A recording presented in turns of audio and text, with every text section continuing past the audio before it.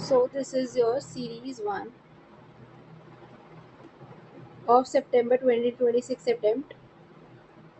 ठीक है, उसका हम जीएसटी सब्जेक्ट कर रहे हैं आज. केस स्टडी 1 देखो. सीरीज 1 जो लॉन्च किया ना आईसीआई ने सीरीज 1 एंड सीरीज 2, उसका सीरीज 1 का हम जीएसटी कर रहे हैं part. This is your case study. Question number 1 देखेंगे. क्या बोला उसने कि GST on the shop and residential flat rented out by Miss Priya Nair is payable by dash and dash. ठीक है, एक है शॉप पे और एक है रेजिडेंशियल फ्लैट पे. हमें जीएसटी देना है, तो किस किस को देना, पेबल बाय होम. आपको बताना है कि शॉप पर कौन जीएसटी देगा और रेजिडेंशियल फ्लैट पे कौन जीएसटी देगा. देखते पढ़ते हैं. Miss Priyanka Nair of Karnataka unregistered under GST. Unregistered है वो. ठीक है. Engaged in supplying taxable goods and services within Karnataka. In the beginning of the April, she rents out a shop owned by her to Reliance Retail Limited. Shop की बात आ गई. क्या बोल रहे वो कि उसने क्या क्या रेंट पे दिया है शॉप. किसको, रिलायंस को दिया. कंपनी रजिस्टर्ड अंडर रेगुलर, जो कंपनी है जो वो क्या है, रजिस्टर्ड है for commercial use. She also rents out the residential flat. उसने रेसिडेंशियल फ्लैट को भी क्या किया है, रेंट आउट किया है. किसको दिया है, रोहन ट्रेडर्स को, जो कि क्या है, रजिस्टर्ड है. जब अनरजिस्टर्ड वाला रजिस्टर्ड को देता है फॉर द कमर्शियल पर्पसेस, जैसे यहाँ पे दे रखा है शॉप दी है उसने अपनी वो दी है, रेजिडेंशियल फ्लैट दी है, रेजिडेंशियल अकोमोडेशन की दिया गया यहाँ पे भी. तो क्या होता है अगर अनरजिस्टर्ड वाला रजिस्टर्ड को देता है तो आरसीएम लगता है. आरसीएम लगता है तो कौन पे करेगा, जो रजिस्टर्ड होता है. रजिस्टर्ड कौन है यहाँ पे, रोन ट्रेडर्स और रिलायंस लिमिटेड. रिलायंस और रोन देंगे पेमेंट जीएसटी की. ठीक है, देखो रिलायंस एंड रोन. जो शॉप है उसके लिए रिलायंस और जो फ्लैट है उसके लिए रोन दे. देखो, Priyanka Nair was unregistered in the April when renting out commercial shop to Reliance Retail Limited. Supply of service by way of renting of commercial immovable property by an unregistered person to a registered person covered under RCM. इसलिए जो GST है वो कौन देगा, recipient जो है वो देगा. इस पेपर पर रिसिपिएंट यानी कि रिलायंस रिटेल लिमिटेड. और उसमें क्या है, उसमें भी रोन ट्रेडर्स लिमिटेड आ जाए, क्योंकि सर्विस सप्लाई और service by way of renting of residential dwelling to a registered person specifically notified under RCM. ठीक है, तो इससे वो भी रोन नहीं देगा. तो मतलब उसमें सब दोनों में से किसी में भी प्रियंका को देने की जरूरत नहीं है जीएसटी. क्वेश्चन नंबर 2 से वैल्यू ऑफ सप्लाई बतानी है हमें गुड्स की by Radhe Shyam to customers. जो राधे श्याम ने कस्टमर्स को क्या दे रहे हैं, वो गुड्स को सप्लाई कर रहे हैं. हमें वैल्यू बतानी है. और value of supply of agency services by Radhe Shyam to Priyanka. और जो राधे श्याम सर्विसेज दे रहा है प्रियंका को, एजेंसी सर्विसेज, उसकी वैल्यू बतानी. दोनों के में क्या कैलकुलेट करनी है, वैल्यूज. ठीक है, देखते हैं. Radhe Shyam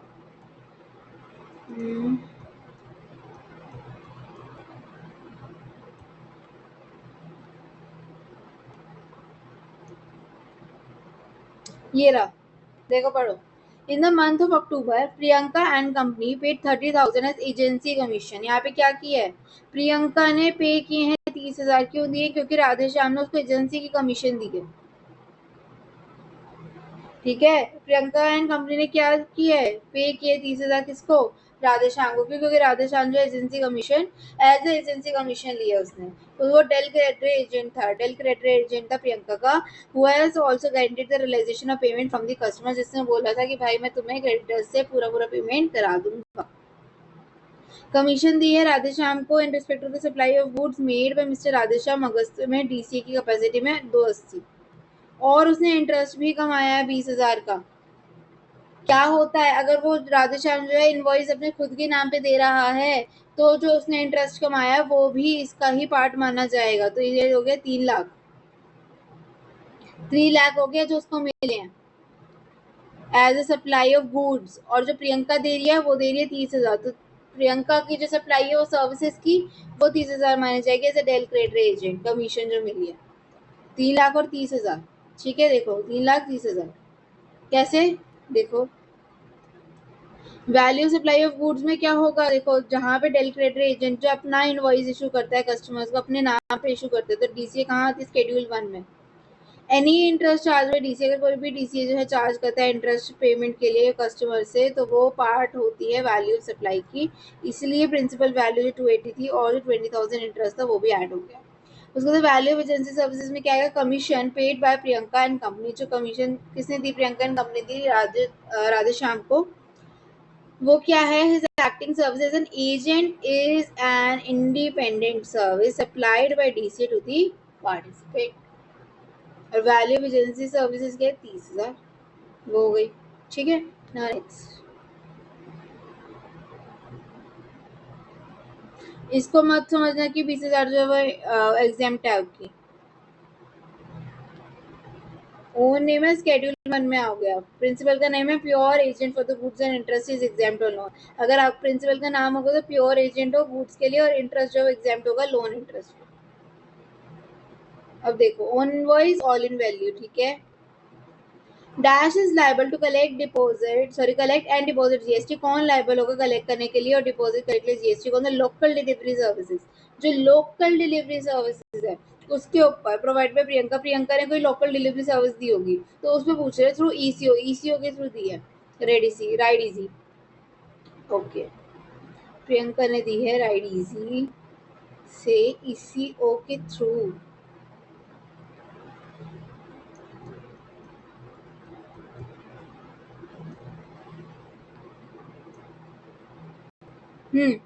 second point, Priyanka and company provided local delivery service. इसने क्या दी है, लोकल डिलीवरी सर्विस दी है 2 लाख की ईसीओ के थ्रू। बताओ इसमें क्या होएगा, एफसीएम है कि आरसीएम है, कौन देगा पेमेंट करेगा, जीएसटी की। ईसीओ के थ्रू दिया है,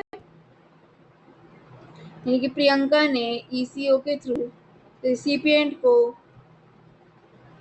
डिलीवरी प्रोवाइड करी है 2 लाख। जनरली क्या होता है, जनरली क्या होता है, ईसीओ देता है, ईसीओ देता है। लेकिन यहाँ पर कौन देगा, प्रियंका देगी, क्योंकि वो रजिस्टर्ड है अंडर जीएसटी, क्योंकि वो ऑलरेडी क्या हो गई, अब रजिस्टर्ड पहले नहीं थी। देखो अब इसमें देखो, इन the month of may since the turnover exceed the threshold limit she obtained registration under GST. अब उसने ले लिया है तो वो रजिस्टर्ड हो गए which means she can now pay GST on his own, on her own. ठीक है, तो देखो प्रियंका एंड कंपनी, क्यों, क्योंकि वो रजिस्टर्ड है, is liable to collect and deposit GST on the local delivery services provide by the Priyanka and company through ECO. देखो under section 95 क्या होता है, स्पेसिफाइड सर्विसेज होती है, जैसे कि passenger transport, house keeping, accommodation, ये सब ईसीओ को देना होता है। लेकिन अभी हम गुड्स की डिलीवरी की बात कर रहे हैं ना, तो फॉर द डिलीवरी सर्विस है, तो गुड्स जो रजिस्टर्ड पर्सन है वही जो है लाइबिलिटी दे देता है, मतलब liability to pay the GST उसके पास होती है, registered supply that is Priyanka and company under FCA rather than shifting to ECO. तो इसलिए प्रियंका एंड कंपनी देगी। अगर बात होती है पैसेंजर ट्रांसपोर्ट की, हाउस कीपिंग की, अकोमोडेशन की, देन ईसीओ देता। Students blindly mark ECO or IDZ as a liable under section 95 whenever they see ECO। ढंग से पढ़ो, where the supplier is already registered, तो प्राइमरी लाइबिलिटी किसको होती है, रजिस्टर्ड सप्लायर की होती है। Next, compute the taxable value supply made by the Priyanka company in the month of सितंबर। सितंबर में टैक्सेबल वैल्यू में बतानी है कौन सी होगी, टैक्सेबल वैल्यू सप्लाई इन सितंबर मंथ।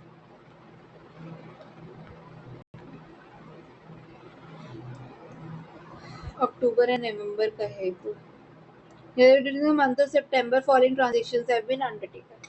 क्या है, सबसे पहले supply taxable goods unregistered buyer को 30,000 का इंक्लूड होगा, ये 30,000 आ गया। उसके बाद है प्रियंका ने प्रोवाइड की लोकल डिलीवरी, ये इंक्लूड होगी क्या, 2 लाख की थ्रू ईसीओ, यस उसी को देना है वैसे भी, जीएसटी ये भी टैक्सेबल है।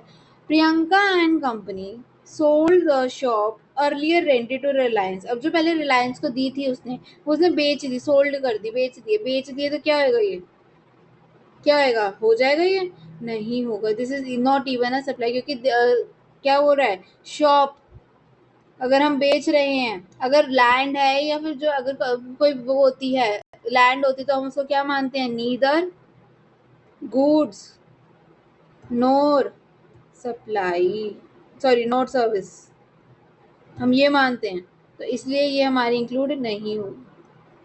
Priyanka company paid 12,000 towards the rent to local municipal corporation for a shop taken on a rent at a bus terminal in Karnataka.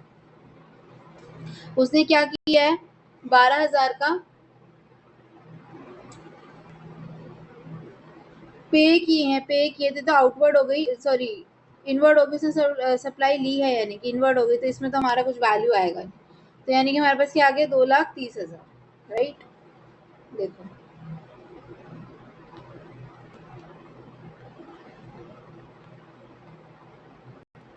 $2,30,000 taxable goods क्या होगा, टैक्सेबल अंडर एफसीएम। लोकल वाला वो क्या था, जो डिलीवरी दी थी वो भी टैक्सेबल हो जाएगी आपकी प्रियंका की, क्योंकि प्रियंका जो है वो रजिस्टर्ड। सेल ऑफ कमर्शियल क्या होता है, शेड्यूल 3 में आता है सेल ऑफ बिल्डिंग और लैंड, जिसमें हम बोलते हैं neither goods not supply.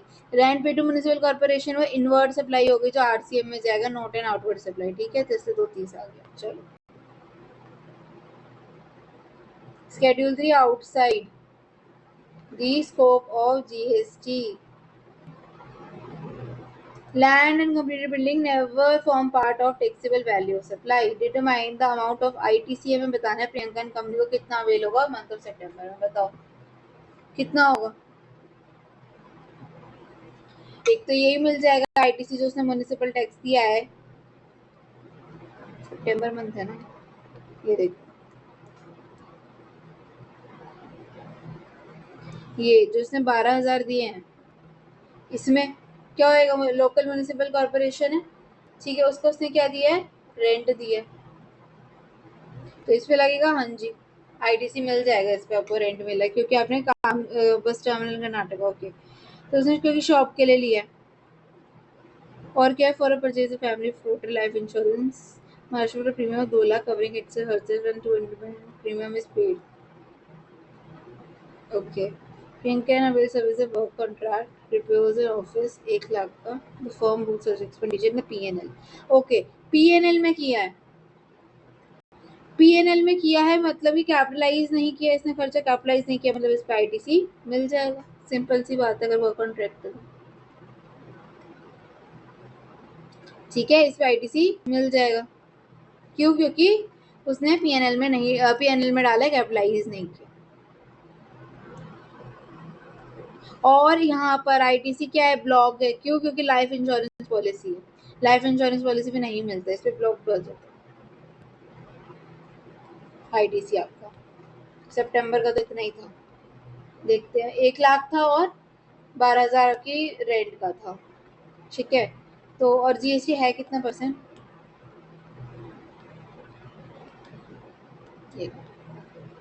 GST percentage है 9, 9 और 18, ठीक है।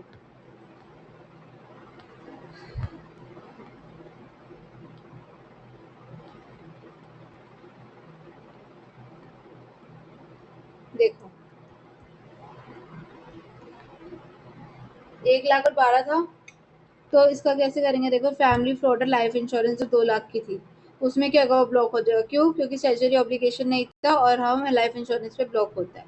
वर्क कॉन्ट्रैक्ट में एक्सप्लेनेशन 17.5 जो वर्क कॉन्ट्रैक्ट या रिपेयर सर्विस है वो ब्लॉक तभी होता है अगर कैपिटलाइज करते हैं हम उसको, लेकिन यहाँ पे पीएनएल में चार्ज था, तो हम क्या करेंगे, आईटीसी अलाउड है, ठीक है। उसके बाद सीजीएसटी 9% और एसजीएसटी 9% लग जाएगा, तो 1 लाख का कितना आएगा, 9,000, 9,000, और रैंट जो पे किया था उस पर भी मिल जाएगा 12,000 का, 9%, 9% कितना आया, 1080, 1080, 9,000 प्लस 1080 विल बी 10,080, 10,080, तो हम कर देंगे 10,080, 10,080, ऑप्शन नंबर बी, ठीक है। उसके बाद क्वेश्चन नंबर 14 क्या बोलते हैं, what is the time of supply of service rendered by Priyanka and company to multiplex Marvels, multiplex Marvels को कितना, हमें टाइम ऑफ सप्लाई निकालना है, ये देखो मल्टीप्लेक्स,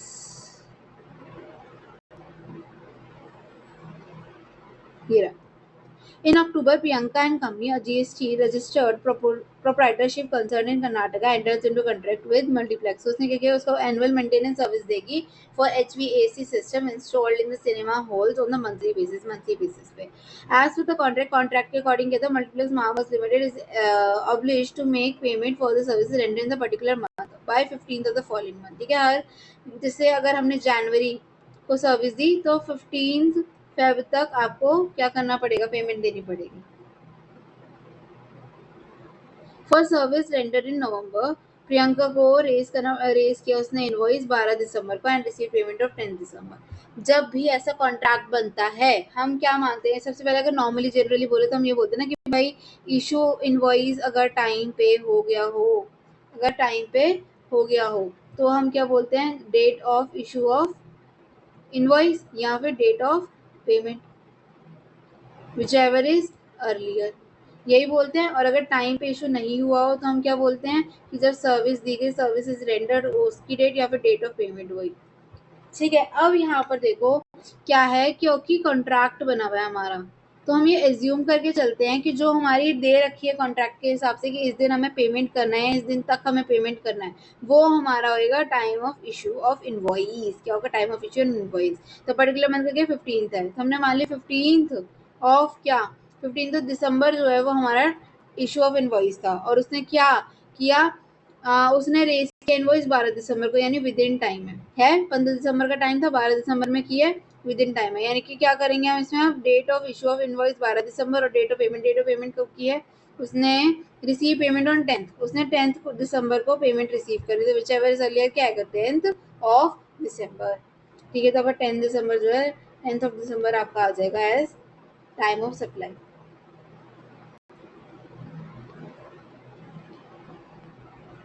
हियर इट इज 10 दिसंबर. ठीक है, देखो आइडेंटिफिकेशन क्या है, देखो एनुअल मेंटेनेंस कॉन्ट्रैक्ट में मंथली पेमेंट बेसिस का कंटिन्यूस सप्लाई और सर्विस है. जब होता है तो due date of the payment क्या होता है, कॉन्ट्रैक्ट डेट होती है, यानी 15th of the following month जो कॉन्ट्रैक्ट के हिसाब से वो पेमेंट करनी होती है. ड्यू डेट क्या आ गई, invoice must be issued before 15th of दिसंबर या ऑन 15th ऑफ दिसंबर फॉर नवंबर सर्विसेज. तो इनवॉइस कब रेज किया गया, एक्चुअली में 12 को, जो कि ड्यू डेट के अंदर है, तो पेमेंट हमें 10th रिसीव हुई है. तो हमारी डिटर्मिनेशन के अकॉर्डिंग क्या होता है, अगर इशू टाइम पे हो जाता है तो invoice date of issue invoice that is 12th and date of receipt to the payment that is 10th, so whichever is earlier is 10th of December. Okay, now Cipla builders, okay, this is a standalone question. 120 million का per unit before the completion certificate and 50 lakh after it. पहले उसने कितने मिले, 1.20. उसके बाद कितने मिले, 50 मिले. In respect to the apartment in residential complex जो the following statement is correct, choose the most appropriate option. ठीक है, एंटायर कॉन्ट्रैक्ट जो है 1.20 का और 50 का दोनों टैक्सेबल है. कॉन्ट्रैक्ट 1.20 का ही खाली टैक्सेबल है और 50 जो सप्लाई ही नहीं है. Entire contract is not a supply, entire contract is supply of goods under GST. बेटा ये सर्विस है, बिल्डिंग हो रही है, कंट्रैक्चुअल वो है आपका, तो क्या है सर्विस, और सर्विस में एडवांस पेमेंट हम एक्सेप्ट कर लेते हैं, तो इसलिए दोनों ही क्या होंगे, टैक्सेबल हो जाएंगे सप्लाई में. ठीक है, as a paragraph 5B of schedule 3, so schedule 2 of the CGST act, construction of complex building या सिविल स्ट्रक्चर जो होता है यहाँ intended for the sale by wholly और partly treated as supply of services, supply of service मानते हैं. Supply of service मानते हैं की प्रिंसिपल क्या है, even if a part of consideration is received, अगर छोटा सा भी अगर पार्ट भी कंसिडरेशन का before the issuance of the completion of issue से पहले, इशू ऑफ उससे पहले अगर मिल जाता कंप्लीशन सर्टिफिकेट से या फिर उसकी ऑक्यूपेशन से, हम whichever is earlier entire contract ही हम उसको क्या मानेंगे, लायबल टू जीएसटी मानेंगे. इसलिए पूरा का पूरा आपको 1.20 प्लस 50 जो है 1.70 आपका क्या हो जाएगा, एंटायर कॉन्ट्रैक्ट सर्विस टैक्सेबल हो जाएगा. उसके बाद Mangalam Agencies issued an invoice charging CGST 9 और SGST 9000. Subsequently उसको क्या हुआ, एप्लीकेबल रेट जो था लोअर और करेक्ट. अच्छा, उसने कितना चार्ज किया, 9000, लेकिन असली में 7500 था, यानी जो हमारा रिसिपिएंट है उसको हमें 1500 देने पड़ेंगे, यानी उसके अकाउंट में आएंगे, यानी कि क्रेडिट करेंगे. ठीक है, तो यानी कि क्रेडिट नोट. देखो under section 34 of the CGST act, जहाँ पे एक या उससे ज़्यादा टैक्स इनवॉइस इशू किए जाते हैं सप्लाई गुड्स या सर्विस के लिए, तो क्या होता है, टैक्स जो हमने चार्ज किया है टैक्स इनवॉइस में वो हमें अगर ज़्यादा लगता है कि भाई found to exceed the tax payable, जो टैक्स पे किया है, पेएबल जितना हमें करना चाहिए था उससे ज़्यादा पे कर रखा है, तो रजिस्टर्ड पर्सन जिसने सप्लाई किया गुड्स सर्विस को, उसको क्लाइंट को क्या इशू करना पड़ता है? Credit note. ओरिजिनल टैक्स कितना चार्ज था? 18,000, लेकिन करेक्ट टैक्स था 15,000, तो जो 3,000 का है उसके लिए उसको क्रेडिट नोट इशू करना पड़ेगा। नॉट डिस्क्रिप्टिव, उससे पहले देखो रिवीजन अगर करनी है, देखो रेंटिंग आरसीएम क्या है? अनरजिस्टर्ड दे रहा है लैंडलॉर्ड, और रजिस्टर्ड बिजनेस रेसिपिएंट आरसीएम में जाएगा, commercial and resident. DCA valuation कैसे होगी? इनवॉइस इन डीसीए के नेम पे है तो गुड्स और डेल क्रेडिट इंटरेस्ट दोनों आएगा, लेकिन अगर प्रिंसिपल के नाम पे तो इंटरेस्ट होगा वो एग्जेम्प्ट होता है, एग्जेम्प्ट होता है, एग्जेम्प्ट होता है। वर्क्स कॉन्ट्रैक्ट रिपेयर्स क्या होते हैं? एक्सपेंस हो गए, अगर पीएनएल में तो आईटीसी पूरा मिल जाएगा, लेकिन कैपिटलाइज हुआ है तो ब्लॉक का आईटीसी। कंटिन्यूअस सर्विस है आपकी तो इनवॉइस ड्यू डेट क्या देगा? कंट्रैक्चुअल पेमेंट ड्यू डेट, और टीओएस क्या देगा? अर्लियर ऑफ इनवॉइस डेट या फिर advance payment due. Building sale अगर करेंगे कंसिडरेशन बिफोर कंप्लीशन सर्टिफिकेट है, सप्लाई और सर्विस बन जाएगी, फुल वैल्यू टैक्सेबल होगा आपका। ठीक है, नाउ डिस्क्रिप्टिव पार्ट आपका कंप्यूटेशन। क्वेश्चन नंबर 1, 10 मार्क का। Messrs. Rudra and Company, a partnership firm registered supplier under GST in Bengaluru Karnataka. ठीक है, कहाँ पे? बेंगलोर कर्नाटका में है। हैज द फॉलोइंग, ये आपको दे रखा है पूरा। 5 ट्रांजेक्शन वो दे रखे, 5 पर्टिकुलर्स दे रखे, 5 transactions are there and rate of CGST SGST given है 9, 9 and 18। All the amounts given above are exclusive of taxes. All the conditions जो आईटीसी लेने की वो है, कोई भी ओपनिंग बैलेंस नहीं है आईटीसी का। टर्नओवर जो है वो 2 crore in the previous financial year. By Mr. Rudra for the month of October, correct legal provisions भी फॉर्म योर मतलब पार्ट होने चाहिए आपके। सबसे पहले इंट्रास्टेट हमने टैक्सेबल सप्लाई किया, डीएसए डायरेक्ट सेलिंग एजेंट है, डायरेक्ट सेलिंग एजेंट। क्या होएगा डायरेक्ट सेलिंग एजेंट? 2.5 लाख के टैक्सेबल होता है। बताओ किसको देना है? पब्लिक सेक्टर बैंक को दे रहे हैं। कौन है? पार्टनरशिप फर्म है। डीएसए की सर्विस, डायरेक्ट सेलिंग एजेंट की सर्विस जो है हमें मिल रही है पब्लिक सेक्टर बैंक को मिल रही है बाय पार्टनरशिप। बताओ टैक्सेबल और नॉट, सप्लाई और नॉट। सप्लाई है, टैक्सेबल है कि नहीं? बेटा पार्टनरशिप फॉर्म दे रही है तो इसलिए वो टैक्सेबल है। और किसमें टैक्सेबल है? फॉरवर्ड चार्ज में। ठीक है, देखो intra state DSA services, intra है तो सीजीएसटी एसजीएसटी 9% लग गए। डीएसए सर्विसेज पार्टनरशिप फर्म देते हैं या बॉडी कॉर्पोरेट दे रहा है, बैंक को दे रहा है, टैक्सेबल है फॉरवर्ड चार्ज। आरसीएम कब अप्लाई करता है? खाली इंडिविजुअल के केस में, जब वो अनरजिस्टर्ड होते हैं, इंडिविजुअल के केसेस। ठीक है, तो यहाँ पे पार्टनरशिप फर्म है तो तुम दो भाई अपना एफसीएम में, तो 2.5 लाख का 9% आ गया। नेक्स्ट, रेंट पेड, रेंट पे किया है हमने तो ये इनवर्ट में हो गया, छोड़ो इसको बाद में करेंगे। परचेज अ कार, ये भी क्या है? हमने लिया है ना तो इसको भी रहने दो एक बारी। उसके बाद है avail in IT services. Okay,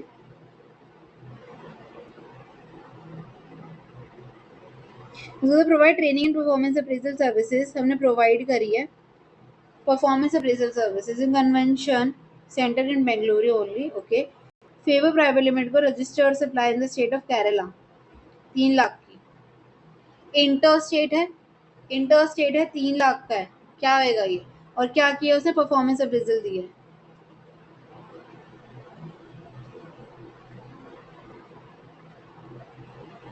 place of supply क्या होगी इसके अंदर? जहाँ पे दी गई, दैट इज योर केरला। ठीक है, intrastate transaction it is and it is taxable, तो 3 लाख आपको टैक्सेबल है। Dhruv enterprise proprietorship concern Rajasthan का है, which was not registered under GST, 1 lakh का। जीएसटी में टैक्सेबल नहीं है वो टैक्सेबल नहीं है ना। प्लेस ऑफ सप्लाई क्या होगा? जहाँ पर परफॉर्मेंस दी गई है, जहाँ पे सर्विसेज एक्चुअली में हुई है। कहाँ हुई है?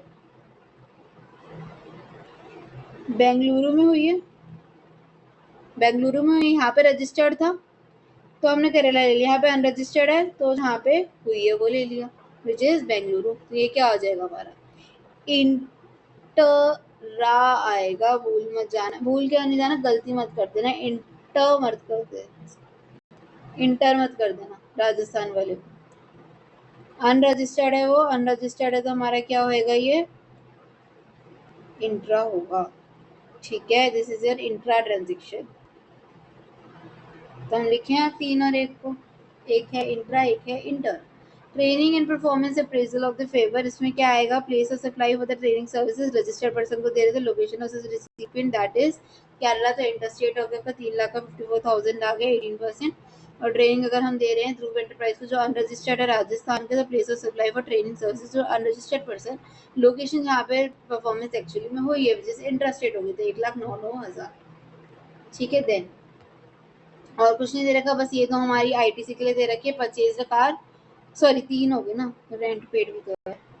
तो हम यहाँ पे टोटल आउटपुट निकाल लेते हैं, क्या आएगा हमारा आउटपुट, टैक्स लायबिलिटी एफसीए में आ गई 650, हमारी वैल्यू सप्लाई आ गई, बाकी 31,500 54,000 आ गई। नाउ फॉर आईटीसी, आईटीसी के लिए देखो सबसे पहले हमें क्या दे रखा है,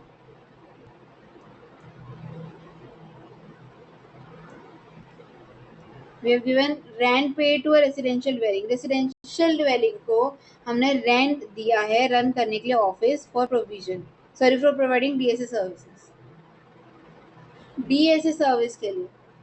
owner of residential property was not registered, यानी हम रजिस्टर्ड है, जिसने हमें रेजिडेंशियल बिल्डिंग दी है रेंट पे वो रजिस्टर्ड नहीं है, इंट्रा स्टेट सप्लाई है। बताओ आईटीसी मिलेगा। इन द कोर्स और फर्दरेंस ऑफ बिजनेस हो रहा है कि नहीं, obviously हो रहा है, तो yes we will get the ITC. ITC is available for this service as this is used in the course of furtherance of business. ठीक है, तो इस पे हमें ITC मिल जाएगा। नेक्स्ट है purchase a car for official use of managing partner of the firm of business use, business use के लिए मैनेजिंग पार्टनर को दे रहे हैं। बताओ इंटरस्टेट सप्लाई क्या होएगा, नहीं अलाउड, ब्लॉक्ड है, नहीं मिलेगा तेरे को ITC, no. Managing partner in the form of business, अच्छा उसके बाद availed information technology service for its business from partners friend, partner के फ्रेंड से आप क्या ले रहे हो, सर्विसेज ले रहे हो आईटी की, for its business from partners friend Subroto from Melbourne Australia. और जो मिस्टर ये हैं रिफ्यूज करते हैं कोई भी कंसिडरेशन लेने से, open market value of the set service was 125,000। Okay, देखो यहाँ पे क्या हो रहा है, नॉन रिलेटिव वो ही आपका क्या कर रहा है, नॉन रिलेटिव सर्विस दे रहा है, कंसिडरेशन ले रहा है क्या, नहीं ले रहा, बिजनेस के लिए, हाँ बिजनेस के लिए क्या होगा, नॉन रिलेटिव सर्विस देना बिना कंसिडरेशन के सप्लाई ही नहीं मानी जाएगी। Import of service from a non related person without consideration is course of furtherance of business is not a supply. ठीक है, तो यहाँ पे हमें आईटीसी तो फिर कहाँ से ही मिलेगा, तो खाली आईटीसी फिर यानी इसी का मिलेगा खाली 25,000 का 9% 2250। Here it is. Taxable under RCM 9%, 9% paid in cash by firm since used in the course or furtherance of business. ITC fully eligible. यहाँ पे ब्लॉक्ड है, सीटिंग कैपेसिटी देख रहे हो 13 से कम है। उसके बाद import of service without, car है ना, कार तो वैसे 4 होगी, 7 सीटर होगी। ठीक है, तो import of service without consideration from an unrelated person is not a supply, तो इसलिए यहाँ पे 2250 आ जाएगा। नाउ 31,500 थी, 31,500 54,000 थी, 2250 हमने माइनस कर दी, ये हमें एफसीएम में देना होगा। नाउ आरसीएम में हमें क्या देना है, आरसीएम में भी हमें कुछ देना था। ओके, आरसीएम में भी हमें क्या देना था, हाँ जी आरसीएम में कुछ देना, देखो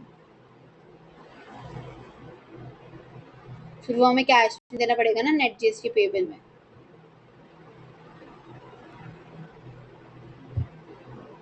बताओ, जो हमने क्या बोलते हैं रेंट दिया रेसिडेंशियल यूनिट का, ये वाला, ये वाला क्यों? वो रजिस्टर्ड नहीं है ना, तो इसलिए रिसिपिएंट को ही देना पड़ेगा ना, रिसिपिएंट को देना ही पड़ेगा। यानी आरसीएम आ गया, आरसीएम आ गया यानी कि आपको कैश में देना पड़ेगा tax payable under RCM. RCM liability can not be discharge using ITC, उसको कैश में देना पड़ेगा 2250 तो आपका वापस से फिर घूम फिर आके 31 और 54 आ गया net GST payable in cash. ठीक है, यानी आपको पूरा ही कैश में देना पड़ेगा।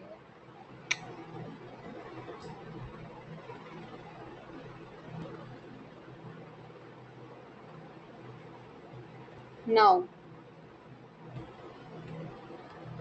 क्वेश्चन नंबर 2 क्या है? डिटरमाइन टैक्सेबिलिटी और otherwise the following services provide by Indian railway is very important. ये वर्ड इंपॉर्टेंट है, क्लियर करके भूल मत जाना। कौन दे रही है सर्विस? इंडियन रेलवे दे रही है। ठीक है, चलो सबसे पहले क्लॉक रूम सर्विस। अगर गए होगे कोई भी, मतलब ट्रेन से अगर गए हैं, क्लॉक रूम मिलता है, क्लॉक रूम की सर्विस प्रोवाइड कर रही है पैसेंजर्स को। तो उसकी जो उसका रेवेन्यू हुआ है वो हुआ है 20 लाख। बताओ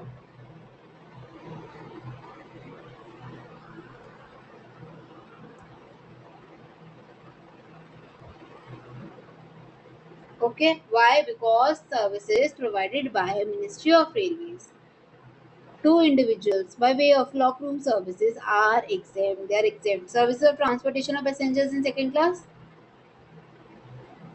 Service of transportation of passengers by railways in a class other than first class or AC coach is exempt.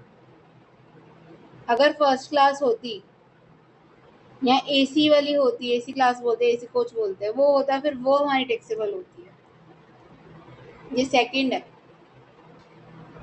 ठीक है, सेकंड क्लास को नहीं होती, नहीं लगती। Platform ticket sold to passengers, platform की टिकट ये भी क्या है? एग्जेम्प्ट है।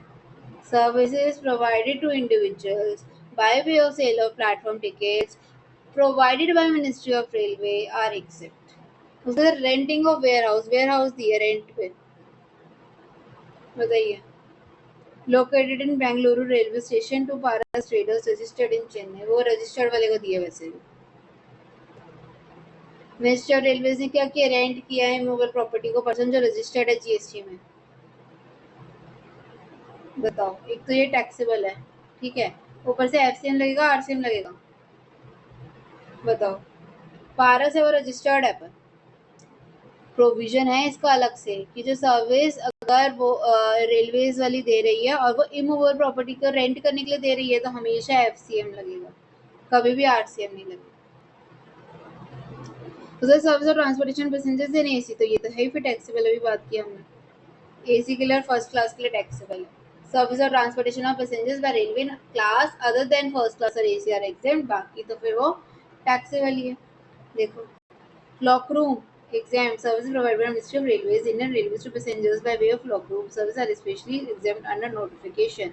Transportation passengers in second class exempt. Q transportation of passengers by railway in a class other than first class ACs is specifically exempt. Second class is non-AC and not a first class. Platform tickets क्या होती है? Exempt होती है। Sale of platform tickets by Indian Railway to passengers is specifically exempt from GST white circular and notification provisions. Renting of warehousing to Paras, इसमें क्या ये taxable होगा? क्योंकि renting of immovable property by Indian railway GST registered person is taxable. जो tax है वो forward charge में दिया जाएगा और आरसी में applicable for the government renting services नहीं। टैक्स जो है वो कौन देगा? रेलवे ही देगा और फॉरवर्ड चार्ज पे ही देगा। ठीक है, देखो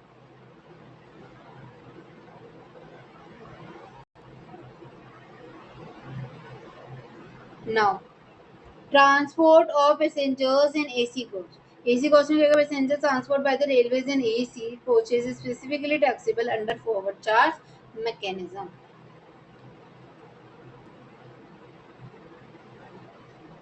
Okay. AC and first class taxable, sleepers in second class free. Now revision. DSA service individual DSA है तो RCM में, फॉर्म या कॉर्पोरेट DSA है तो FCM में। Renting residential dwelling to registered person CM to unregistered person for residential exempt होता है। Import of service without consideration from related in distinct identity taxable है, लेकिन अनरिलेटेड होगा तो not a supply. Indian railway cloakroom platform ticket second class and sleepers exempt, AC first class और warehousing renting is taxable. Now question number 6A, Girdhar Gopal boards a train at Chennai. ठीक है, उसने क्या किया है, चेन्नई में बोर्ड करी है ट्रेन अपनी, schedule to travel to Kolkata. वो चेन्नई से जो है वो कोलकाता जा रहा है। During the journey the pantry car sells him package sandwich. Pantry ने क्या दिया उसको, पैकेज सैंडविच दिया, जो कि बोर्ड पे विजयवाड़ा पे दिया गया था, Andhra Pradesh. Taken on board at Vijayawada, Andhra Pradesh. Okay, and on board Wi-Fi services भी मिली उसको separately for the internet access during the trip. अब आपको बताना पैकेज सैंडविच और वाईफाई सर्विस का POS। देखो वाईफाई थोड़ा सा लग सकता है कि भाई, लेकिन सैंडविच तो आपको समझ आ जाना चाहिए क्या होता है। हम क्या बोलते हैं, कोई भी गुड्स जो है जो सप्लाई हो रहा है कन्वेंस में, चाहे वो एरोप्लेन हो, चाहे वो आपकी रेलवे हो, जहाँ से वो चढ़ी वहां पे, अब यहाँ पे बस थोड़ा सा ये घुमा दिया कि उसको बोल दिया कि वो विजयवाड़ा से आई है, तो हम विजयवाड़ा कर देंगे, यानी आंध्र प्रदेश कर देंगे। गलती से भी चेन्नई मत कर देना कि वहां से बोर्ड हुई थी, तो वहां पे चढ़ा नहीं है ना सामान जहाँ पे चढ़ा वहां से, विजयवाड़ा से चढ़ा सामान, वहां से आया सामान, तो वहां से माना जाएगा आंध्र प्रदेश से। ठीक है, और वाईफाई सर्विसेज का ऑन बोर्ड सर्विस है वो भी, तो वहां पे क्या माना जाएगा, जहां से वो डिपार्चर हुआ है, जहाँ से वो सर्विस, वही सेम कॉन्सेप्ट है कि जहाँ से उसको स्केड्यूल किया गया पॉइंट ऑफ डिपार्चर के वक्त, कहाँ से स्केड्यूल करेंगे, कहाँ से हमें वाईफाई मिलना स्टार्ट हुआ है, कहाँ से हुआ है, हम क्या मानते हैं, जहाँ से हमारी जर्नी स्टार्ट हुई है, विच इज चेन्नई। ओके, देखो place of supply of package sandwich क्या है, as per section 10(1) of the IGST Act 2017 with the goods are supplied on board of conveyance including a train, vessel, aircraft or motor vehicle. Place of supply क्या होगा, location at which such goods are taken on board, जहाँ पे वो goods को हमने board पे लिया है, दैट इज विजयवाड़ा आपका यहाँ पे आ जाएगा। और यहाँ पर क्या है कि सेक्शन 12(9) के according IGST Act, place of supply of service supplied on board a conveyance is the location of first schedule point. Location क्या होगा, जहाँ से फर्स्ट स्केड्यूल किया गया उसको डिपार्चर करने का ऑफ दैट कन्वेंस, उस कन्वेंस को जर्नी के लिए, दैट इज यहाँ पे क्या है, वो चेन्नई है, तो हमारा प्लेस ऑफ सप्लाई क्या आ जाएगा, चेन्नई तमिलनाडु। ठीक है, उसके बाद next, common student mistakes applying the first schedule point of departure rules goods के लिए as well. Goods depend on where, जहाँ से वो बोर्ड पे लिए गए हैं। ठीक है, चेन्नई मत लिख देना। गुड्स है लोडेड पॉइंट और सर्विस है starting point. Okay, Mizu Electronics Limited, registered under GST in Andhra Pradesh, enters into a contract to supply air condition to केआन वाइंड फिल्म्स लिमिटेड, रजिस्टर्ड है, जो कि ये भी रजिस्टर्ड है, कॉन्ट्रैक्ट में आए कि हम एसी बेचेंगे खरीदेंगे अंडर जीएसटी इन कर्नाटका, या आंध्र प्रदेश का, ये कर्नाटका का। ठीक है, क्या बोला इसने, install the same at the site. Install का करेंगे, तमिलनाडु में करेंगे, हमें प्लेस ऑफ सप्लाई बतानी है। इंस्टॉल कहाँ कर रहे हो, तमिलनाडु में कर रहे हो, तो जहाँ इंस्टॉल करते हैं, असेंबल करते हैं, उस साइट को हम क्या ले लेते हैं, as a place of supply ले लेते हैं। तो देखो,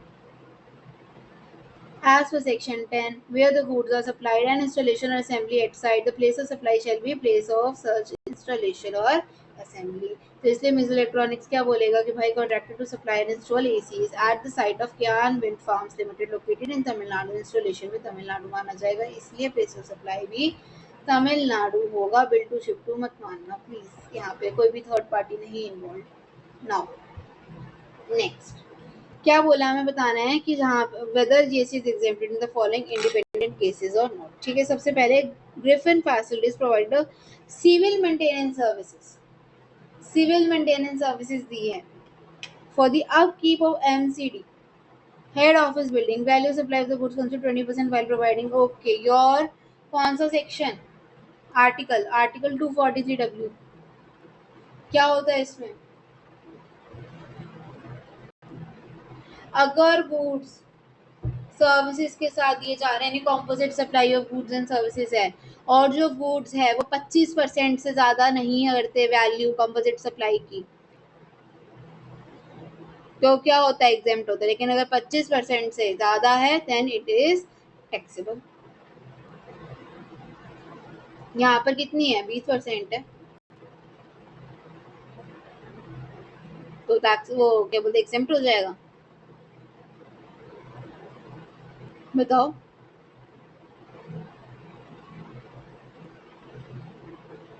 ये 243W में नहीं आता।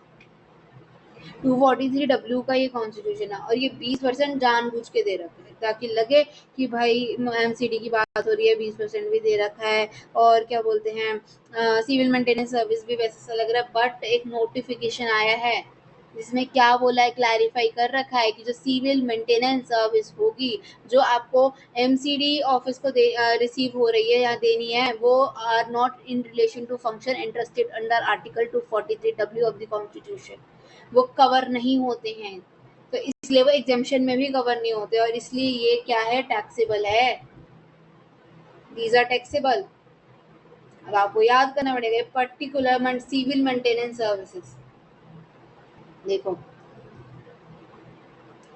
प्योर सर्विस और कॉम्पोजिट सप्लाई जो होते हैं जहाँ पे गुड वैल्यू जो होती है 25% या उससे कम की होती है, provide to local authority in relation to the functions interested to municipality under article 243W of the constitution, वो एग्जाम्प्ट होते हैं। लेकिन क्लैरिफाई किया गया आईसीए सर्कुलर में कि जो रूटीन सिविल मेंटेनेंस है आपकी अपकीप ऑफ एडमिनिस्ट्रेशन होता है, अपकीप करना एडमिनिस्ट्रेटिव को, सिविल मेंटेनेंस करना हेड ऑफिस बिल्डिंग्स वगैरह की, वो direct in relation to the function interested in article 243W नहीं है, इसलिए क्या हो जाएंगे, नॉट एग्जेम्प्ट हो जाएंगे, यानी कि टैक्सेबल हो जाएंगे, they are not exempt. Second क्या बोला है,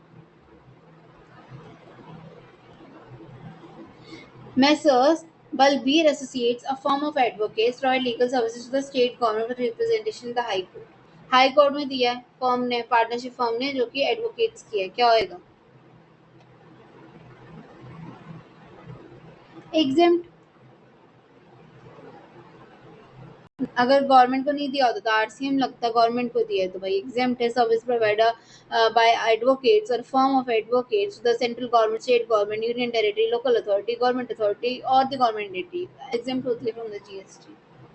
देखो, legal provision and analysis, legal services provide by firm और एडवोकेट और individual advocate to the central government, state government, union territory, local authority are specifically exempted from GST under notification this. इसलिए conclusion क्या है कि ये exempt हो जाएगा। उसके बाद अंगेला मॉल नोएडा में provide services by way of vehicles parking, vehicle parking general public के लिए बेसमेंट ऑफ मॉल में क्या एग्जेम्प्ट है, क्या एग्जेम्प्ट है, नहीं है exempt, they are payable, GST is payable on that, ठीक है। तो देखो, क्या है, service by way of vehicle parking provided to general public in commercial establishment, जैसे कि शॉपिंग मॉल्स हो गई, कवर्ड होती है, वो कवर नहीं होती है एग्जामेशन में, ठीक है, जैसे वो नॉट एग्जाम टैक्सेबल हो। देन है service provide by private transport operator, private transport operator ने सर्विस दी है Greenwell boys higher secondary school by way of transportation of students to and from the school. बताओ, सर्विस किसने दी है, private transport operator ने, किसको दी है, हायर सीनियर सेकेंडरी स्कूल को दी है transportation, higher senior secondary school क्या होएगा, एग्जाम्प्ट होता है, हायर सीनियर सेकेंडरी स्कूल तक एग्जाम्प्ट होता है, उसके बाद कॉलेज वगैरह के लिए वो फिर टैक्सेबल होता है, प्री के लिए, हायर के लिए, वो सब के लिए एग्जाम्प्ट है। Service provide to an educational institution जो प्री स्कूल एजुकेशन दे रहा है, education to higher secondary school दे रहा हो, by way of transportation of students, faculty and staff are specifically exempt under notification even is applied by a private transport operator, कोई भी दे रहा हो, अगर facilities are provided to higher secondary school या फिर प्री स्कूल वगैरह को दे रहे हैं तो वो एग्जेम्प्ट होगा, ठीक है। Thinking private transport operators are taxable, ऐसा नहीं होता है। Input services student transport provider और schools up to 12th standard जो है एग्जेम्प्ट होते हैं regardless of who operates the bus. School bus exempt, college bus taxable, advocate to government exempt. Goods on conveyance, location where take on board, service का conveyance करेगा first schedule departure point of the conveyance. Installation goods side of the physical installation और school service exemption क्या applies to pre school and higher secondary schools only, not on college. Now question number 7A. Mr. Dhaniram, okay, proprietor of Messrs. Dhaniram Kirana Stores is registered as a composition dealer. वो composition dealer है, ठीक है। Jodhpur district of Rajasthan में, he has no furnished the statement for the payment of self-assessed tax in the form GST CMP 08 for the 2 consecutive quarters. He placed an order for purchase of taxable goods worth 5,50,000 with Messrs Bob and Sons, a partnership firm, a registered dealer in the Bikaner district of Rajasthan. Messrs Bob and Sons has been regularly filing its GST return. Messrs Bob and Sons wants to generate e-way bill with respect to intra-state supply to May to Messrs Dhaniram Kirana store. Whether Messrs Bob and Sons is allowed to generate e-way bill as per the provisions, तो क्या आपको बताना है e-way bill कौन generate कर पाता है, बताना. उसके यहाँ मेन चीज बता दी देखो, वो है कंपोजिशन डीलर. उसने फर्निश नहीं किए स्टेटमेंट सेल्फ एसेस्ड टैक्स की, वो भी 2 कंसेक्यूटिव क्वार्टर्स तक. उसका टैक्सेबल गुड्स है 5,50,000 का, जो है दूसरे बंदा रजिस्टर्ड है, वो रेगुलरली फाइल कर रहा है. अब उसको ई-वे बिल चाहिए, तो अब बताओ.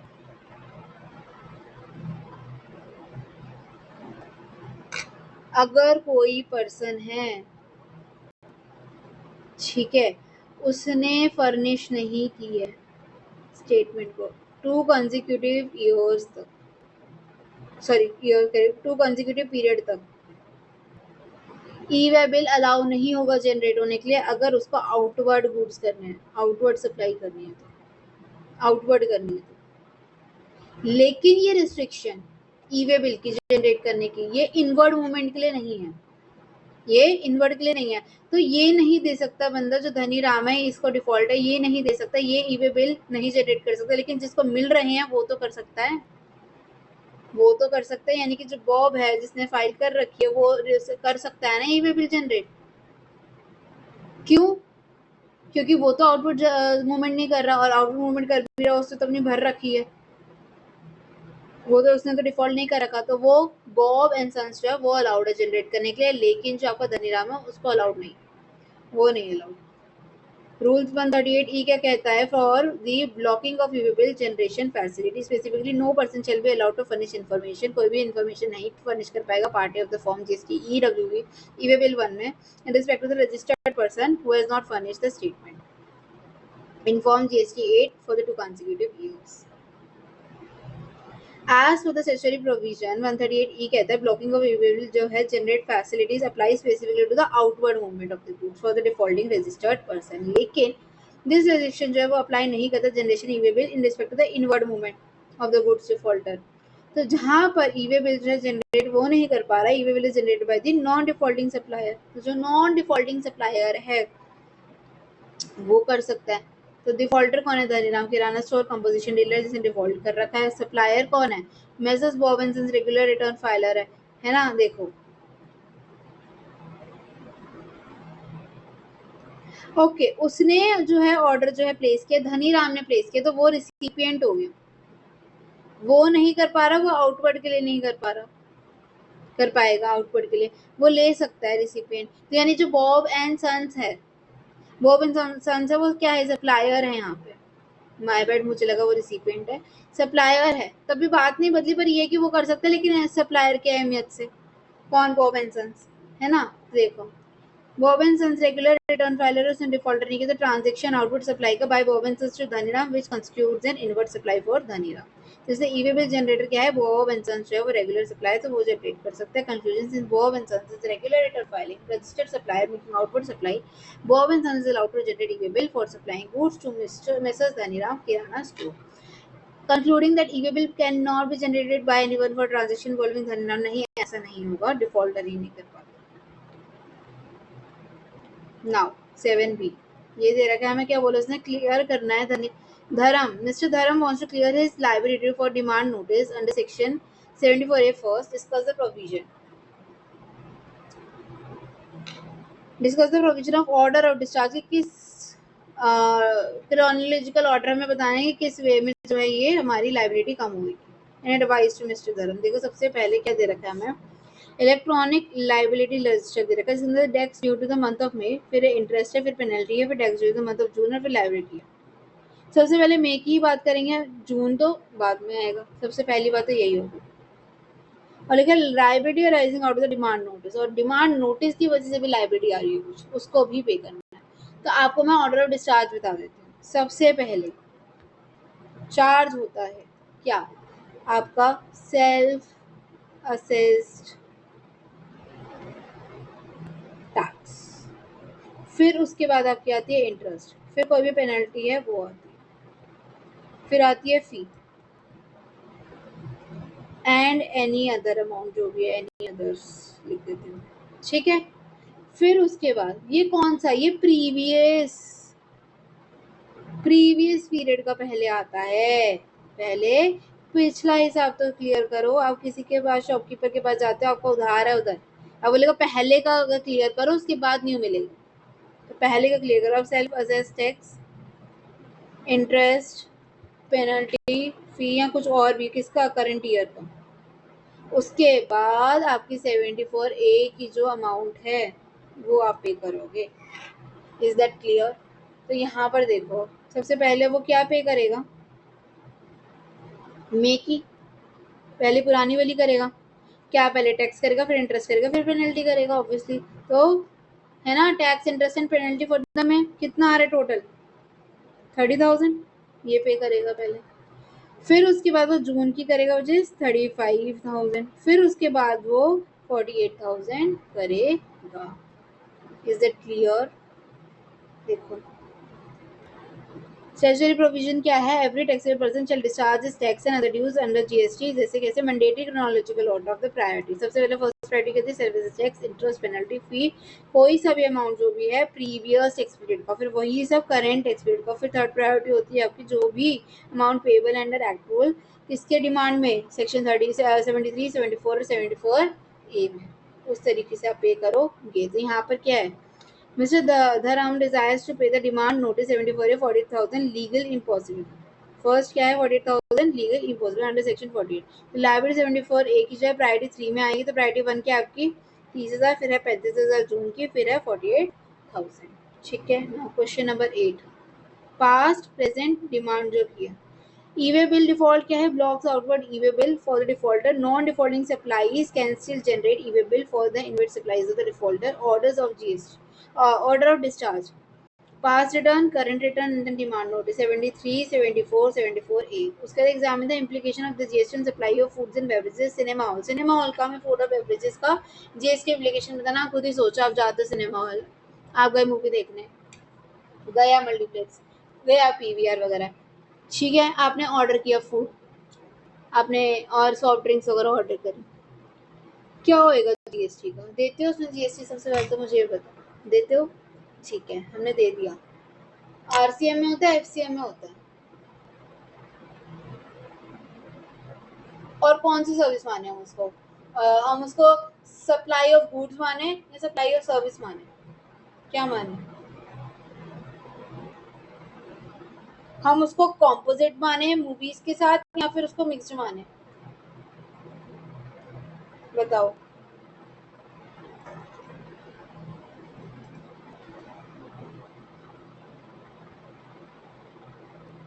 बताओ कैसे करेंगे, कैसे करते हैं? दो तरीके होते हैं, ठीक है, दो तरीके होते हैं, क्या?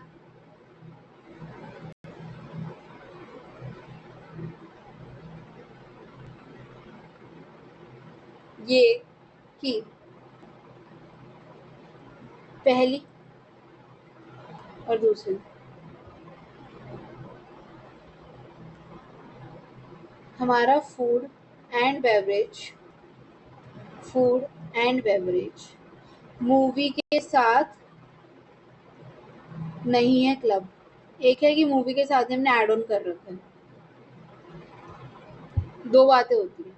हमने मूवी के साथ ऐड नहीं कर रखा, मूवी के साथ ऐड कर रखा है। सपोज आपने टिकट खरीदी ऑनलाइन, ऑनलाइन में क्या हुआ, आपको दिखा रहा है कि हमने मूवी खरीदी, उसके साथ जो है अगर आप इतने रुपए मतलब 500-600 रुपए एक्स्ट्रा देते तो आपको ये चीजें मिल जाएगी, जितने भी पर्टिकुलर प्राइस है उस पर आपको फूड भी मिलेगा। दैट इज कि आपने साथ में मूवी के साथ खाना भी ले लिया, तो हो गई आपकी कॉम्पोजिट, ठीक है, बंडल हो गई आपकी सप्लाई। लेकिन आप उधर गए, आपने उधर से टिकट खरीदी, ऑनलाइन ही खरीदी लेकिन बिना फूड और बेवरेज के, और फिर आप उधर इंटरवल में जाके या ऑर्डर दे रहे हो आप खाने के लिए अलग से, दैट इज कि आपने अलग से ऑर्डर किया, तो वो होगी अ पार्ट। ठीक है, तो दो तरीके से होता है। Where supply of food and beverages in a cinema hall is taxable as a restaurant service. यहाँ पर हम क्या मान लेते हैं, एज अ रेस्टोरेंट सर्विस, एक रेस्टोरेंट सर्विस की तरह मान लेते हैं, रेस्टोरेंट मान लेते हैं। रेस्टोरेंट क्यों मानते हैं, क्योंकि वहाँ पे फूड और बेवरेजेस हम अलग से ऑर्डर करते हैं। Food and beverages are supplied by way of as a part of service and supplied independent of the cinema exhibition service. और नीचे वाले में क्या होता है, यहाँ पे कॉम्पोजिट है, वहाँ पे with the sale of cinema ticket and supply of food and beverages are clubbed together, जहाँ पे एक साथ क्लब करके जा सकते हैं, बंडल्ड सप्लाई होती है, वो कॉम्पोजिट सप्लाई कहलाती है। और वहाँ पर जीएसटी किसका रेट लगता है, जो प्रिंसिपल सप्लाई होती है, यानी कि वहाँ पर आपका जो जीएसटी है यहाँ पे लगेगा मूवी का, क्योंकि प्रिंसिपल सप्लाई क्या है, मूवी है। और यहाँ पर रेस्टोरेंट रेट, समझ में आई। अब देखो पढ़ेंगे। As clarified by its circular number this, the taxability of food and beverages supplied at the cinema hall is classified in the two distinct scenarios. सबसे पहले independent supply of food and beverages से restaurant service, where food or beverages supplied in a cinema hall independently, जहाँ पे independently करते हो the cinema exhibition service, purchase separately at the counter और in seat service अगर optional है तो, मतलब दोनों in seat आपने मंगाई है या खुद जाके परचेज किया, सेपरेटली किया काउंटर से, it is classified as supply of restaurant service. यहाँ पे टैक्सेबल कहेगा 5%, वही 2.5% जो लगता है विदाउट आईटीसी मिलेगा। और यहाँ पे bundle with cinema composite supply लगती है, with supply of cinema tickets and supply of food और beverages clubbed together as a single, एक सिंगल की तरह club together bundle package, example combo ticket including movie ticket plus popcorn beverage. It satisfies the test of composite supply. Principal supply क्या होगी, exhibition of cinema होगी, cinema movie होगी, तो इसलिए entire bundle package आपका attract करेगा GST rate जो भी एप्लीकेबल होगा उस सप्लाई को, प्रिंसिपल सप्लाई को, जैसे सिनेमा टिकट चाहे 12-18 जो भी परसेंट हो, जनरली 12-18 होती है तो इसलिए ठीक है। अप्लाइंग 5% रेस्टोरेंट सर्विस तो कॉम्बो सिनेमा, ये सब मत करना, थोड़ा कंफ्यूजन मत लाओ, ऐसे समझो अलोन पॉपकॉर्न है, 5% रेस्टोरेंट सर्विस, कॉम्बो टिकट है, मूवी रेट लगेगा। नाउ और पार्ट आपका क्वेश्चन नंबर 8A का जो ऑप्शनल है, मेरा ऑप्शनल होता है, examine the implication of GST on payment of honorarium of the guest anchors. Guest anchors आए, आपने एंकर्स बुलाया, मान लो कोई भी, मतलब स्कूल में भी मान सकते हो आप कि इंडिपेंडेंस डे की स्पीच देनी है, या जो भी, अगर आपका स्कूल फंक्शन है, क्या बोलते हैं उसका, एनुअल डे फंक्शन है, उसमें हमने एंकर्स को बुलाया, तो उसका आप ऑनरेरियम दे रहे हो, तो उसमें जीएसटी कैसे पे होता है वो बताओ।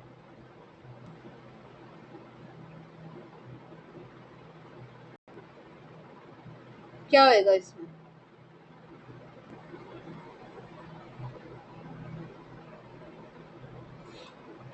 क्या एग्जेम्प्ट है ये, नहीं एग्जेम्प्ट नहीं होती, इस पे जीएसटी लगता है। अब कितना लगता है, कैसे लगता है, गेस्ट एंकर जिसकी एग्रीगेट टर्नओवर फाइनेंशियल ईयर में 20 लाख से ज्यादा नहीं है, 20 लाख से ज्यादा नहीं है, यानी अगर 20 लाख या फिर 20 लाख तक है या 20 लाख से कम है तो आपको जीएसटी नहीं देना, लेकिन अगर 20 लाख से ज्यादा है यू हैव टू पे जीएसटी। एंड 20 लाख का 10 लाख हो जाएगा स्पेशल कैटेगरी वाले स्टेट्स में, ठीक है, 20 लाख और 10 लाख का इसमें। As per GST provisions, taxability of service के all the supplies of goods or services are taxable। सारे supplies किसके, goods और service के, वो taxable होते हैं जब तक वो exempt नहीं होते। Services जो guest anchor हुए होते हैं, जैसे टीवी shows में, events में, seminars में, in lieu of the honorarium constitute a taxable supply of service under GST। GST लगता है। Threshold limit दे रखी है, guest anchors are entitled to threshold exemption limit for the registration। If aggregate turnover जो है वो does not exceed 20 lakh, अगर 20 लाख से ज्यादा नहीं है, 10 लाख स्पेशल कैटेगरी स्टेट्स में, तो आपको जरूरत नहीं है रजिस्टर कराने की। लेकिन अगर आपका वो जो है थ्रेशोल्ड लिमिट से ज्यादा हो जाता है तो registration is mandatory and GST must be payable under forward charge. Forward charge में आप दोगे, आरसीएम नहीं लगेगा, ठीक है। एग्जेम्प्ट नहीं होता क्योंकि यहाँ सैलरी नहीं है, वो कोई एंकर है, प्रोफेशनल सर्विस है, 20 लाख से ज्यादा, 10 lakh in the special cases states. उसके बाद आप briefly explain the manner of dealing with the difference in ITC available in auto generated statement. जो ऑटो जनरेटेड स्टेटमेंट होती है उसके अंदर आईटीसी का अगर डिफरेंस आता है उसको हम कैसे डील करते हैं। Details of the ITC that availed in the return prescribe in the terms rule 88D। Okay, मोटा मोटा ये समझो, आपके पास एक रूल 88D होता है, तो सीजीएसटी रूल 2017 जो हमें बोलता है अमाउंट जो अवेल हुआ है by the registered person in the return for the tax period, वो किस में भरेगा? फॉर्म जीएसटी 3B में। वो एक्सीड कर गया ITC available to such person in accordance with the auto generated statement. मतलब अगर उसकी जो जीएसटी 3B है वो कह रही है कि तुम्हारा आईटीसी है 10,000, लेकिन जो ऑटो जनरेट हुआ, अपने आप जो जनरेट होके आया उसके पास आईटीसी, वो आया सिर्फ 8,000, जिसके अंदर डिटेल्स होती है जीएसटी 2B की। 2B जीएसटी, वो 3B में 10,000 है। तो क्या करे वो? उसको इंटीमेट करना पड़ता है, बताना पड़ता है इलेक्ट्रॉनिकली ऑन कॉमन पोर्टल, और कॉपी उस इंटीमेशन की जो है ईमेल एड्रेस पे भी सेंड करनी होती है eight the time of registration. ठीक है, ईमेल पे भी देंगे उसकी, और eight the time of registration भी उसको प्रोवाइड करेंगे। क्या बोला मैंने? जहां पर amount of ITC availed by registered person in the return for the tax period furnished by him in the form GST 3B exceeds the ITC available to such person in accordance with the auto-generated statement containing the details of ITC in form GST 2B in respect to the set tax period, specified amount या percentage जो है उस registered person को shall be given an intimation। उसको बताना पड़ता है, उसको इंटीमेट करोगे, आप उस पर्सन को इंटीमेट करोगे भाई तुम्हारा जीएसटी 2 भी कुछ और कह रहा है, जीएसटी 3 भी कुछ और कह रहा है, और उसकी ईमेल आईडी पर भी बताओगे at the time of registration या amendment from time to time.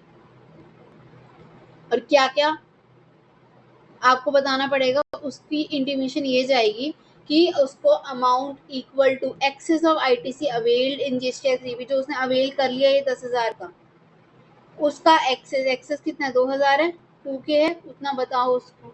और उसका इंटरेस्ट भी लो फिर कि तुमने ज़्यादा इंटरेस्ट ले लिया है, सॉरी ज़्यादा आईटीसी ले लिया है, तो वो तो दो ही, साथ में इंटरेस्ट भी दो। ठीक है, साथ में इंटरेस्ट भी दो, और एक्सप्लेन करो रीज़न मुझे कि क्यों डिफरेंस आया आईटीसी की कॉमन पोर्टल में। डिफरेंस का रीज़न दो, और वो रीज़न मुझे 7 दिन में बताओ तुम, 7 डेज।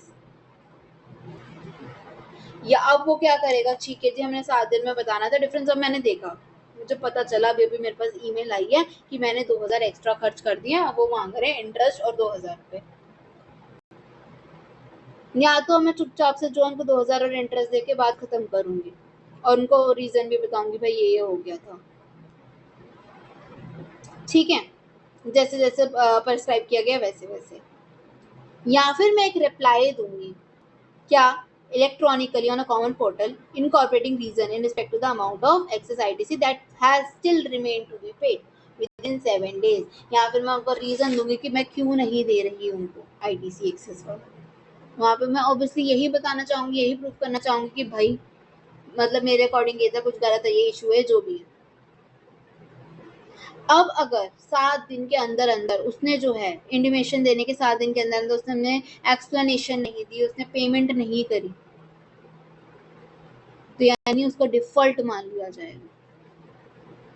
प्रॉपर ऑफिसर इन्वेस्टिगेट करे, और वो डिमांड हो सकता है, लाइबल हो सकता है सेक्शन 74A में। समझ में आ रही है बात? देखो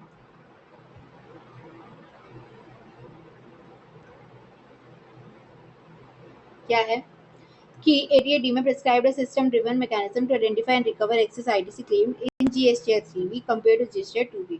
क्या है? जहां पर आईटीसी अवेल किया गया इन द फॉर्म जीएसटी 3B वो एक्सीड करता है आईटीसी अवेलेबल से, जितना हमारा अवेलेबल था उससे ज्यादा हमने खर्च कर दिया auto generated form GST 2B by specified threshold limit percentage and automated intimation in party of form registered DRC01C। आपको अगर याद रहे फॉर्म नंबर, ठीक है, नहीं तो कोई बात नहीं, तो आप इंटीमेशन जनरेट हो जाएगा कॉमन पोर्टल से और रजिस्टर्ड पर्सन को सेंड हो जाएगा उसकी ईमेल पे। अब एक्शन लेना पड़ेगा 7 दिन के अंदर अंदर। उसके पास 2 ऑप्शन है, upon the receipt of intimation जो टैक्स पेयर है उसको क्या करना पड़ेगा 7 दिन के अंदर, या तो पे कर दे अमाउंट को equal to the excess of ITC availed along with the interest payable under section 50 through form GST DRC 03, और फर्निश करेगी इलेक्ट्रॉनिक रिप्लाई पार्ट बी में फॉर्म रजिस्ट्री DRC 01C में कि इनकॉर्पोरेट करे valid reason for the difference in ITC की क्यों ITC उसने नहीं भरा है, क्या रीजन था। कॉन्सिक्वेंसेज क्या होंगे अगर excess ITC remain unpaid and no acceptable explanation नहीं दी गई 7 दिन के अंदर अंदर, तो excess ITC shall be liable to be demanded. वो आईटीसी एक्सेस वाला तो देंगे ही देंगे, साथ में recovered in the according to the provision 74A और सेक्शन 79 रिकवरी प्रोसीडिंग्स। है 7 डेज याद रखना रूल 88C DRC 1B और 88D क्या है 1C इनपुट टैक्स 7 में। देखो सिनेमा फूड है सेपरेट सेल करोगे, रेस्टोरेंट सर्विस लगेगी, कॉम्बो करोगे कॉम्पोजिट सप्लाई लगेगी, प्रिंसिपल सप्लाई वाली वो देना रेट। गैस टैंकर है टैक्सेबल सर्विस होगी एग्जाम्प्ट होगी अगर 20 लाख या उससे कम का होता है 10 लाख इन स्पेशल केसेस। और आईडी से डिफरेंस आता है ऑटो डीआरसी वाला हो जाएगा, पे करना है आपका 7 दिन के अंदर और रीजन देना है, अगर फेल कर गए तो आपको फिर रिकवरी के लिए बोला जाएगा।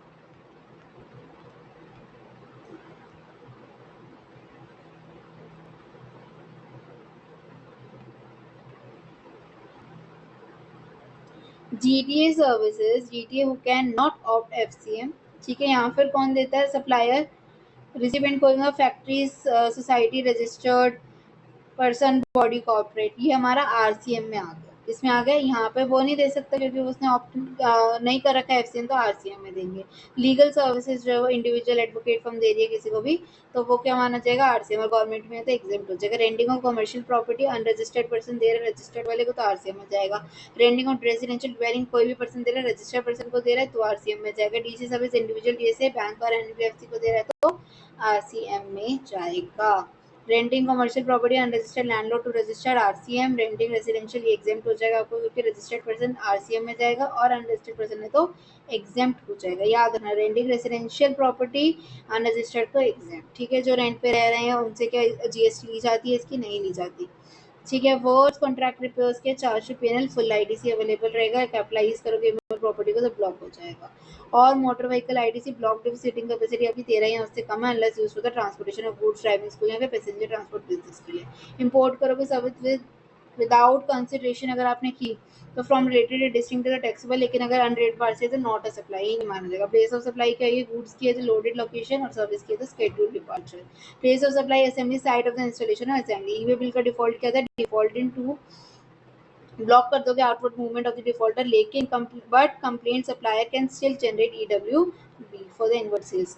पेमेंट ऑर्डर क्या रहेगी पहले क्या करेंगे पास्ट को फिर करंट को फिर डिमांड नोटिस, फिर एटीएटी का इंटीमेशन क्या था वो जनरेट करना पड़ेगा, आईटीसी का डिफरेंस बताएंगे 7 डे की विंडो देते हैं उसके अंदर हमें करना पड़ेगा। सिनेमा हॉल का क्या था वही हमने जो पढ़ा, और गैस टैंकर का भी टैक्स वगैरह होता है, उसकी एग्रीगेट टर्नओवर एंड ऑल का देखना होता है। ऑल द वेरी बेस्ट बेटा।